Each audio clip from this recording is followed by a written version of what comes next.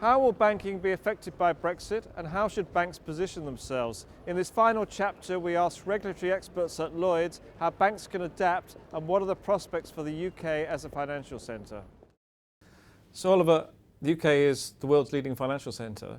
We've had the shock of the Brexit vote. I mean, what impact do you think that's going to have on the financial services area? Well, I think that's a huge question, and obviously the question on everyone's lips at the moment. I think to try and predict where we'll end up at this point in time would be foolish, given the huge uncertainty that we're currently under, as demonstrated by all of the political challenges that we were talking about before.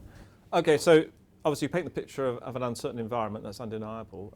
But if you're a bank, doing business planning, what should you do in this kind of environment? I think the first thing to focus on is finding out what the right mechanisms are to continue to support your clients. So following your clients and setting up the relevant business structures to follow your clients, again across Europe or wherever that may be, is how you should set yourself up.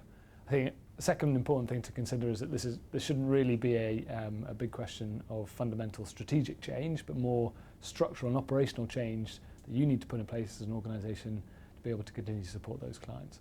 And so we've seen a lot of institutions putting contingency plans in place, be that European institutions wanting to set up new structures, be they subsidiaries in London, and then UK-based institutions setting up subsidiaries or new entity structures across Europe. Now, at the time of the referendum campaign, the Leave campaigners, they said that once we're outside the European Union, we'll have all kinds of opportunities for us to do business with, new markets, Brazil, India, China, and that will bring new kinds of business into the UK. Is that true for the financial sector? Do you think there is some reality about that claim? So I think, again, it's a good time for us to reflect on why the UK has been an attractive destination for financial services and why, again, London is a leading global financial centre. It's important to remember the factors by which people find London an attractive place to do business.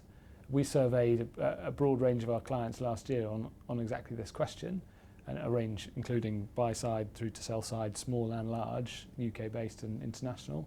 And the thing that really stood out, as well as the obvious points such as time zone, language and robust regulatory regime, was talent and the depth and quality and availability of skilled workforce for financial services. So is it a good time to reflect on where we can promote new trade links? Absolutely.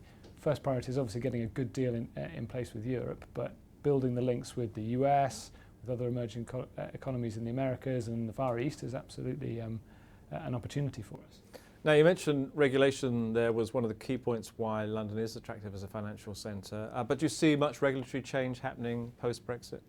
So I think to suggest there'll be wholesale changes in the immediate aftermath and a bonfire of regulation, as some have described it, would be foolish. I think it wouldn't help our negotiating stance, for one.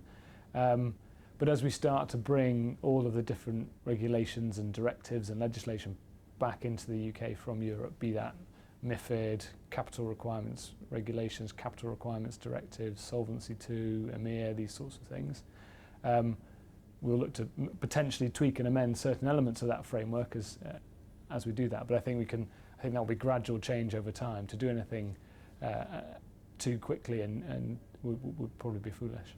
Okay, Oliver, thank you very much.